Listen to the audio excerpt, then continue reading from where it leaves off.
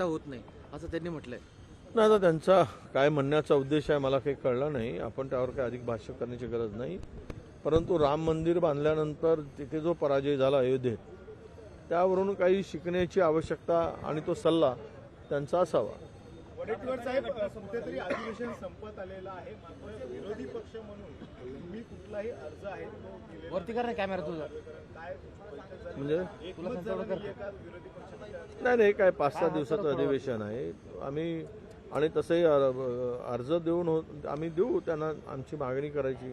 आम्ही सीएमशी पहिले चर्चा केली होती. सीएमकडून आम्हाला जर तसं सकारात्मक त्यांच्याकडून आम्हाला संकेत मिळाले की मग आम्ही देऊ.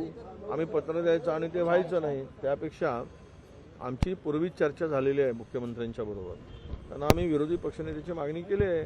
त्यांच्याकडून जर काही आम्हाला संकेत मिळाले तर मात्र आम्ही पुढचं पाऊल टाकू.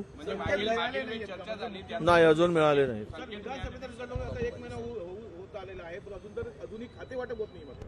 नाही, आता ते खाते वाटप का होत नाही? सरकार इतक्या बहुमतात येऊन मंत्रिमंडळ विस्तारासाठी वेळ घालवला, आता खाते वाटपासाठी वेळ घालतायत. आता कोणीने किती खाते कोणासाठी किती खावं यासाठी त्याची गोळाबेरी सुरू असेल, म्हणून खाते वाटपासाठी विलंब होत असेल. उत्तर भारतीय व्यक्ती असतील, गुजराती व्यक्ती असतील, खरं म्हणजे तर महाराष्ट्राच्या मराठी अस्मितेवर घाला घालण्याचं काम. महाराष्ट्राची वेगळी एक संस्कृती आहे, वेगळेच. खरं तर इतके शांत महाराष्ट्र आहे. कधी कोणाच्या आलेला मुंबई ही अशी नगरी आहे की कोणत्याही राज्यातील कुठलाही माणूस आला तरी त्याला सन्मान मान देऊन त्याला कधी कुठलाही म्हणजे त्या व्यक्तीला त्रास होणार नाही याची काळजी घेणारी मुंबई आहे. परंतु अलीकडे मात्र मराठी माणसालाच आता त्रास व्हायला लागला आहे. म्हणून मला वाटतं की एकीकडे आम्ही मराठी अस्मितेच्या गोष्टी सांगायच्या आणि दुसरीकडे मराठी माणसावर हल्ले व्हायचे, त्याच्या खाण्यापिण्यावरून हल्ले व्हायचे, त्याच्या वागण्यावरून हल्ले व्हायचे. तर म्हणजे महाराष्ट्रातील मराठी माणूसच आता हद्दपार करायचा अशी काही भूमिका यामागे आहे का? आणि यांना कोणाचं एवढं काल जे स्टेटमेंट केलं आहे त्या लोकांनी, की ज्या पद्धतीचं स्टेटमेंट होतं त्या मारहाण करणाऱ्या लोकांनी केलेलं, हे मला वाटतं की आमचं कोणी काही बिघडवू शकत नाही. आम्ही काही केलो तरी सरकार सत्ता आमच्या पाठीमागं आहे ही एक हिंमत त्यांची वाढलेली त्या प्रकरणातून दिसून येत आहे.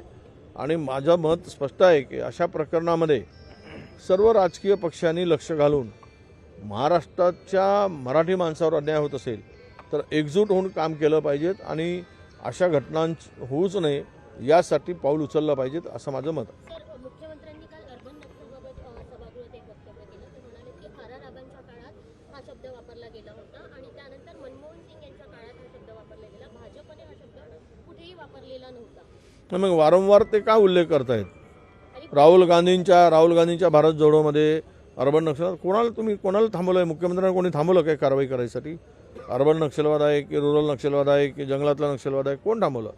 केवळ कशाला तुम्ही म्हणजे बोलून त्याचा वारंवार आठवण करून देण्याचं काम करताय? आणि काल दिसला ना अर्बन नक्षलवाद काय असतो. आमच्या कार्यालयावर हल्ला झाल्यावर ते कोण होते? ते मला वाटतं की अर्बन नक्षलवादी होते काय? त्याचं उत्तर दिलं तर बरं होईल. धन्यवाद. लोकशाही मराठी ऐका, पहा, जागरूक रहा.